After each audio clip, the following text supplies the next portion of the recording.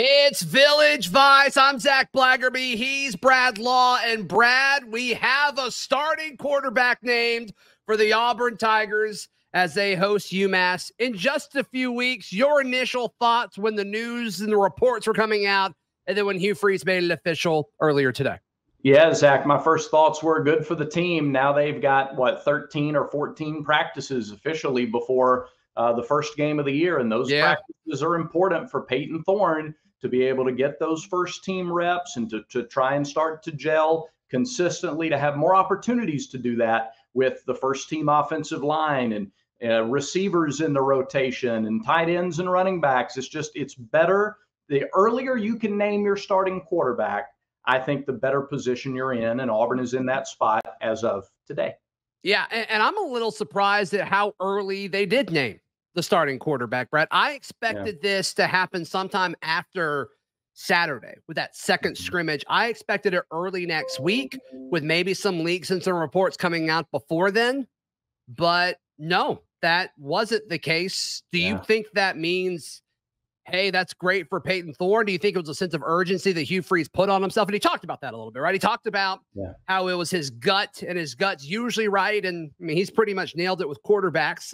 Good old pat on the back to you, coach. You deserve it. But I was just surprised with the timing, Brad. Yeah, I was too, a little bit. But then his comments in the press conference made that a little clearer, right? When he said that he thought Payton was the guy going into the scrimmage, but he thought that he was tentative, or not tentative, I'm sorry, the opposite of tentative. He thought he pressed too much at the scrimmage. And that would jive, right? That would explain, logically, you go A to B, that would explain some of the things we heard about the scrimmage, some overthrows and some maybe trying to make a throw that wasn't the best option in the route tree.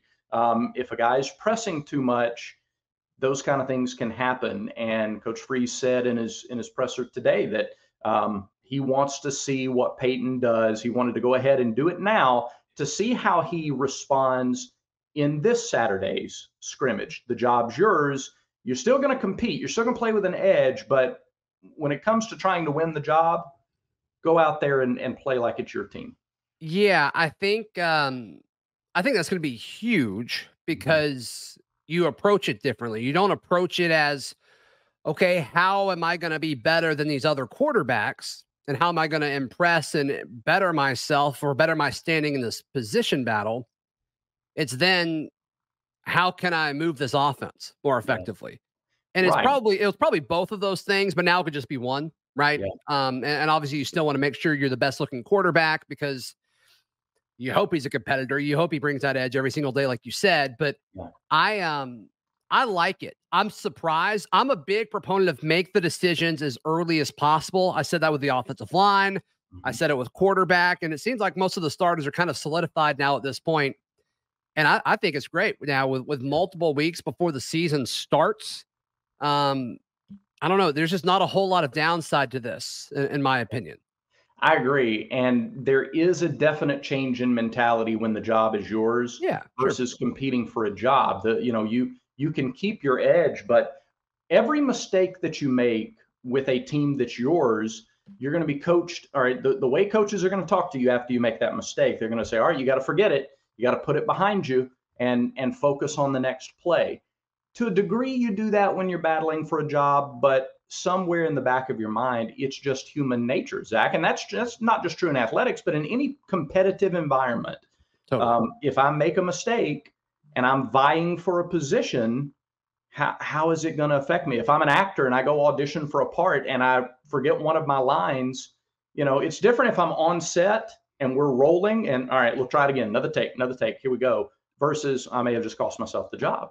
Yeah, but I think any person overseeing an audition would give you whatever you ask for. I think you have a face for the screen, and I think you would rock Hollywood, Brad Law. I don't think there's any question about it. So he did clarify that Robby Ashford would have a role and would have packages if he handled it the right way, which I thought the fact that he needed to say that was a little interesting.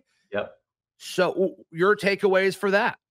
And he didn't mention it just once. He mentioned it twice. That the way Robby handles it And then Was he talking to us, or was he talking to Robby Ashford when he said it? Right. That's a really good question. Hard to think. Again, Yeah. just using a lot. The simplest answer is usually the correct one. That it's probably weighted toward Robby a little bit. And by the way, that's probably logically probably a conversation he's had one-on-one with Robby as well. He really went on about his athleticism, about his ability to be a dynamic player and a huge impact player on this team. But you do have to take the right emotional mindset into practice and into your preparation for these games. It has to be about how can I best help the team. One of the most beloved players of all time at Auburn is Cody Burns because of the way he handled the 2009 quarterback competition. He didn't get the job, but he said, I will be here to do whatever it takes to support the team, including supporting the starting quarterback, Chris Todd, 100%. He's still beloved to this day because of the way he handled it. Yeah, and Cody Burns would eventually score a touchdown in a national championship. I hope Robby does that too, by the way. Well, I hope that happens for Robby Ashford. Cody scored the first touchdown of that 2010 season, and he scored the first touchdown in the national championship game. Symbolism, something like that. And Robby, you do it too, brother. We're all rooting for you. We're all rooting for you. So does this change expectations for the season at all for you? It's a good question. I don't think so. I think that, because I mean we expected him to win the job anyway, right? I don't think it really changes that frame of mind. At least it doesn't for me. Well, and because of the way Coach Freeze talked about the fact that he thinks this team can win with any of the three quarterbacks. Do you believe him? Yeah, I believe that he believes that. Yes. Okay. I think that you don't believe it though. That's a good question. I think there's a reason you have a starter and a reason you have a number 2 and a reason you have a number 3. I'm with you. Yeah. So, but I do think that Robby having a package and being a part of the offense, you know, I think the fact that Payton and Robby are a part of the game plan, both, I think I kind of expected that going in. So no, I don't think it changes my expectations too much. I'm pretty high on this team anyway. Yeah. So no, this doesn't change anything for me. Over under snaps for Robby Ashford in UMass. In UMass, so not per game on average for the year. No, just for the season opener. I'll set it at 18.5. Okay, I'm gonna go under. I'm thinking the 12 to 14 range. That's what I think you could see. That would almost eliminate him then running the offense like as a backup. If you're taking the under on 18.5. Yeah, it would. I think you're looking at special packages. And again, now we just have to see how this coaching staff operates. Let's say Auburn gets up big on UMass. No disrespect to the Minutemen, but if Auburn handles business the way it should game 1 and there's a big lead, I think you see Holden. I think you see Holden actually run the offense. Wow. But Robby has had a part to play in scoring for this team when the game is in the balance, when it's not out of hand. Yeah. Yeah. I mean, I think he's going to play. I think he's going to play vital snaps in vital situations. I mean, I love the idea of him when it's 2nd and 3, you know, from the 3-yard line, 2nd and goal going in from the 3. I love putting Robby Ashford in that situation. I love it. Yeah, I do too. And I love him in the zone read game. I love him in a bootleg RPO type situation. He is better throwing. Frankly, I think Robby's better throwing deep balls on the run than he is just standing in the pocket getting set. And kind of seems like it. Yeah. So I think he can absolutely be a weapon. Quick change situations too. Defense forces a turnover, midfield, quick change. Yeah. Chaos. There's Robby for a big strike. Yeah. Brad, help me with this because I'm having trouble with this. Okay. Football season's almost here. Yeah. There are so many picks to be made, and I just don't know the best place to go sometimes. Well, you got to go to lanceslock.com, Zach, and say it with me. Lanceslock.com. You at Lanceslock.com. Thank you. Thank you. Yes. Put it in the comments if you don't mind. That'd be great to help me out. No question. Listen, right now is the time to get the best price on the monthly and the annual packages. Sign up today for the best deal. Lanceslock.com. Yeah, and hey, look, we all want to look good and feel good at the same time. And you can get top-of-the-line golf gear and amazing hoodies by visiting rowback.com. You can use code TNR, stands for the next round, TNR at checkout for 20% off. That's a lot, Brad Law. That's a lot. Use code TNR for free shipping and 20% off on your first order at rowback.com. That's spelled RHOBACK.com. Use promo code TNR for 20% off.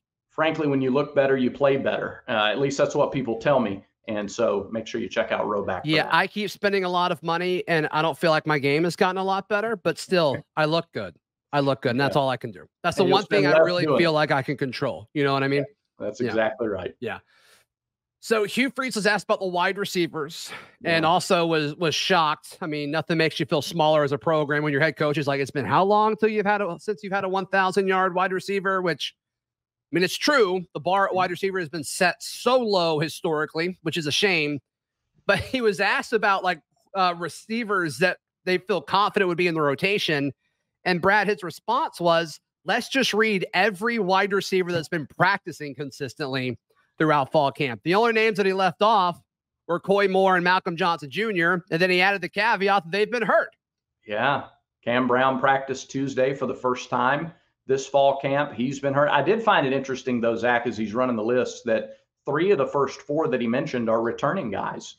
He mentioned Jay Fair, he mentioned Amari Kelly, and he mentioned Javarius Johnson. And Javarius has been slowed at times here in the fall. But that mirrors a little bit what you've seen in the offensive line, that it's some of the returners who come in and go, you're not going to take my spot.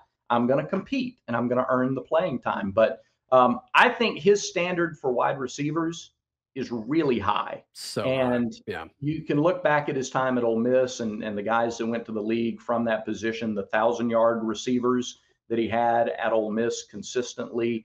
And yeah, I think there's a special emphasis put on big, strong, playmaking wide receivers. And I think that's coming, obviously. I think he added it to this team. There's a lot more height and physicality in the receiving core this year than there was a season ago. And he did. I think our takeaway from that is expect like 10 different receivers to play against UMass. Yeah, and that may be a normal thing for the first half of the season. Yeah. And I mean, A&M may be a little different because I think once, A&M, whatever your game plan is for Texas A&M, like you got to think that's what they think is truly best for the remainder of the year because that game is so important. Yeah. But, that I think that's going to be really, really interesting. You can make a case for all of these dudes, really. Of all the position groups where the depth chart is kind of shaken out the way it has up to this point in fall camp, I think, double checking myself, I think the one that I'm most surprised by is the wide receiving core. Because if you would have told me going into fall camp that the starters we saw the most with the first team was Amari Kelly, Jay Fair, and Nick Mardner, I would not have believed you. I would have gone 0 for 3 on all of those, Brad Law. Yeah, I think I would too. And again, what kind of fan are you? Are you the fan that goes, well, those new guys just aren't cutting it. They're not doing what we needed them to do. Yeah. Or is it what I alluded to before, that you go, those returning players go, all right, I'm up against it. If I don't get after it, my playing time's finished. These new guys are going to come in and I'm not giving up my spot so easily. I sure hope it's the latter and not the former, because the team will be better. And, it may be one of those kind of seasons where there's not, I don't think anybody's predicting anybody in this receiving core to have 1,000-yard season. No. But you may see 2 or 3 guys with 600 yards and 3 or 4 touchdowns each, and you can win games that way. How many pass catchers get more than 300 yards this season? That's a great question. Because you can make the argument for a few, right? I think Jair Shorter, Shane Hooks, Nick Mardner. I think Cam Brown. Cam Brown's a tricky one for me because I feel like he's letting me down a little bit. I'm just being honest with you. I think he's been injured though, so I don't know if that's his fault, right? Well, is that going to turn into production? He was hurt in the spring too. And so, like, at what point are you like, well, there's a bunch of other big body guys that can move well. Like, at what point do you go with those guys? So I don't know. I genuinely don't know the answer to that question. Yeah, that's true. Javarius Johnson's a guy I put on that list. Sure. I think he gets over 300. I think you look at 6. Wow, that'd be wild. That'd be I think wild because you so. got to think a running back gets in that conversation too. Like Jarquez Hunter will probably be a Yeah. 300-yard receiver, I would think. Ryan Batty Batiste get might close be. to it. Yeah. Yeah. He could get Yeah. real close to it. Then Rivaldo Fairweather's interesting too, but it's like you can't 300-yard Yeah. receivers. Like I just don't know. Like that's a lot. That's a lot. I mean, that's just not typically what we've seen. If that's the case, Auburn's gonna have a better season than a lot of people realize. If that's the But case. it would be consistent now. I mean, if you go back and look at some of the stats from the Ole Miss teams under Hugh Freeze, Mm-hmm. they didn't have 6, 7, and 8 guys, but they spread it around.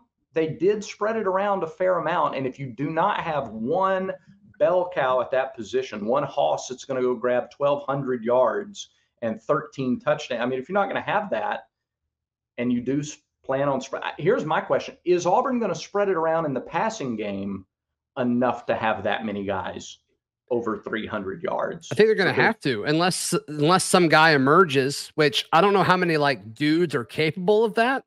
Yeah. I think Jair Shorter is. I think Shane Hooks is. Nick Martiner physically is. Mm-hmm. I don't think Jay Fair or maybe VAR, just because he's a little more explosive. But the slot receiver is so interesting because I don't know how you can feed Fair, Burton, and Johnson to all be like statistically like very productive. I think they could be impactful in a game, but I don't know if they can be. I guess we should say this: that anywhere between 6 and 9 players at receiver, running back, tight end are capable. They're capable of 300-yard seasons or more if it's spread around that much. But it goes back to the old adage: there's only one ball, and we talk about it with the running backs. Like you only have so many plays. You only have so many plays in a game. Mm-hmm. Yeah. All right. So I'm looking at the. Yeah, I'm looking at the 2014 Ole Miss team. They went 9-4 this year. They had Cody Core go for 558, Auburn high product, I believe. Laquan Treadwell broke 600. Mm-hmm. Quincy Adebayo had 300. Vince Sanders 696, so just shy of 700. Evan Ingram had 662. And that was four guys at 600 or more. So they spread 2,400 yards, or 2,700 if you add the 300 in. Yeah. So again, if you don't have the 1,200-yard guy, if you don't have the Laquan Treadwell, then you spread those out to other guys. And yeah. That was with Dr. Bo Wallace. You know, is Dr. Bo Wallace significantly different than Payton Thorne? And like, I don't think they're that much different. So I don't know. I think the guys that he's throwing to were better. Don't get me wrong, but I don't know. All right, let me hit you with this. Payton Thorne 2023. If I say this sentence to you, just agree, disagree, or why. I would put Payton Thorne 2023, I would project him between Jarrett Stidham 2017 and Jarrett Stidham 2018. I'm cool with that. Like in between them? Yeah. I think so. I think there are a lot of similarities if you go back and compare 21 Thorne and 22 Thorne, and then run that side by side with 17 Stidham and 18 Stidham. Yeah. There are a lot of similarities there. Auburn won more games in 18 than Michigan State won in 22, but there are a lot of other factors that go into it. So the effect, the better year for Thorne and the better year for Stidham, they both had incredible production out of running backs. Kenneth Walker, Kerryon Johnson, those guys are both pretty good those 2 years. So, you know, can Jarquez and Damari do that? Yeah, I think Auburn's running back situation is better in 2023 than it was in 17. Yes, I'd rather have Kerryon than all of them, but collectively. I'm trying to think. Who was Kerryon's backup? Cam Martin. Yes, I would rather have this running back room. Yeah, Cam Petway played some, but he wasn't available most of the year. So it was Cam Martin, number 2. I think Malik Miller was a third or fourth. Malik Miller, yeah. No, I would rather have Auburn's top 3 backs than the 2017 top 3 backs. Well, obviously, I think Kerryon's the best of the 6, but I'm with you. As far as depth goes and impact, I'm with you. Yeah, I'm with you. Similarities on the offensive lines too, by the way, in 2023 and 2017, but that may be a topic for another day. Sure. So all in all, I mean, the offensive production is certainly going to be there. And I think what Payton Thorne brings to this team from a moxie standpoint is exactly what they need. Because, he posted a picture of himself stretching on Instagram around when all these reports were coming out of him, like kind of doing like a peace sign or whatever. And it's like, okay, I like that. That's got some swag elements to it. But the thing I love most, just to kind of wrap up with quarterbacks here, Brad, is in so many games of college football, teams lose games, especially on the road. And when you look at Auburn's 50-50 games, they're toss-up games at A&M, at Arkansas. Those are two very important games to me because I think you could beat the Mississippi schools at home. I agree. We'll lump at Cal and at Vandy in there too, just for the sake of the conversation. When you're on the road in these environments where everybody wants to beat you, I'm not too worried about Vandy's environment, but I think the other three definitely fall into it. You want a quarterback whose floor is so high where like you're not going to shoot yourself in the foot and find yourself down 17-0 in the middle of the second quarter. Yeah. I think that's a really big part of it. And I think what Payton Thorne brings to this battle with all these different receivers that have a bunch of question marks is I just don't think you're going to find yourself out of it with 10 minutes left to go in the fourth quarter. Yeah. And if you're on the road and you've got a good defense and you've got an experienced quarterback with good coaches that can call plays effectively, and you're within a score with 10 minutes left to go in the game, that's all you can ask for. Yeah. In this rebuilding year for Auburn football. And I think that's why Payton Thorne won the job. Yep. I agree. The experience in big situations, big stadiums, hostile environments. He had one of his best games of the year last year at Washington, out in Seattle. Statistically, it was one of his best games. 323 yards, completed 71% of his passes, 3 touchdowns, and an interception. And that was on the road. So, I like the poise. I like the experience. And we talk about quarterbacks and whether or not you need to play with emotion. Playing with emotion is fine, especially if you've just thrown a long touchdown pass and you're congratulating everybody. It's great. What happens when you throw the interception? What happens if there's a strip fumble from behind and you got to put it past you and you got to move on to the next play? And if there's a false start because the crowd has gotten involved, hey, okay, next play. Let's go. Keep grinding. Brad, I got a call from somebody. It was after Auburn's third practice of fall camp, so about a week and a half ago. And they were just kind of giving me updates on what stood out from them at practice. And I asked him, okay, give me an update on the quarterback situation. He's like, what has impressed me and the rest of the folks within the program is how dialed in he is. He doesn't get too high when he makes a good play and celebrate. And his demeanor doesn't change either way, good or bad. When he throws a pick or makes a mistake, he's dialed in, focused on if it went well, why did it go well? If it went poorly, why did it go poorly? And moving on to the next rep and soaking everything in. Yeah. And to me, that's what Hugh Freeze was looking for all along. I think that's why Hugh Freeze wanted somebody who was proven. And as soon as he went into the portal, they went out and got this guy. That's why he was so involved in his recruitment to Auburn once he entered the portal from Michigan State. Yeah. And that's what he wanted. That's what he got. And that's why he was named starter against UMass.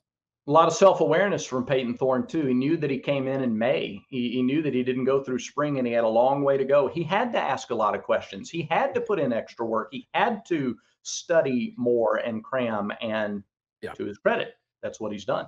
It's worked. Yeah. It's worked. All right. One word, just to recap everything, tie it all in a nice, pretty bow, Brad. One word when all the reports came out that Payton Thorne was going to be Auburn's starting quarterback in 2023, at least against UMass. That's a good question. And I love that we don't prepare these ahead of time because you get real, you're going to get the real answer here. I can go first while you're thinking if you want to stall a little longer. Because I've got the concept. I just can't boil it down to one word. So, you go first. Mine's hyphenated. I'm cheating a little bit. But I'm going to say on schedule. And I know we talked about how it was a little earlier than we expected, but this was the next part of the process. This was the next step of Auburn's fall camp. Yeah. Happened a little bit earlier than I thought, but the next thing Auburn needed to do for Hugh Freeze and this offense to take that next step to get ready for the 2023 season was this. So it's the next thing on the list. It's on schedule. I cheat a little bit because there is a hyphen in there, but that's what I'm going with. That's all right. I'm going to go with momentum because now the team knows. Now the quarterbacks know, coaches know, fans know. Payton's the guy. Let's go. Let's ride. Let's go with it. Auburn family, let's ride. All Yeah, right. All right. sure. Yeah, I do like that because there was this kind of lingering cloud of like Auburn fans getting mad at each other because they liked a quarterback or thought a quarterback was going to win. And it's like, we're on the same page here. We're on the same page. And so now that's done, right? That's behind us. And I love that he even laid out that Robby's going to be involved. That discussion is over. Now we get to focus on football. And internally, they get to focus on making the team as good as possible as they open in a few weeks against UMass. Brad Law, where can people check out everything you've got going on, brother? Twitter, AU Brad Law. And remember, Zach, we all have vices. Just make sure that Village Vice is one of yours. I think so. I absolutely think that's great advice at Village Vice. No, I'm sorry. I'm sorry. I wasn't as smooth as you. I never am. But yes, and hey, we're also, we're obviously on YouTube. We're on the War Damn Pods page. Please click that subscribe button. We're coming at you 4 times a week, including live shows on Sunday. And also, all of these shows are posted at auburndaily.com, which is my website, is where all of my written work is as well. So until next time, be sure to click that subscribe button. And this has been Village Vice.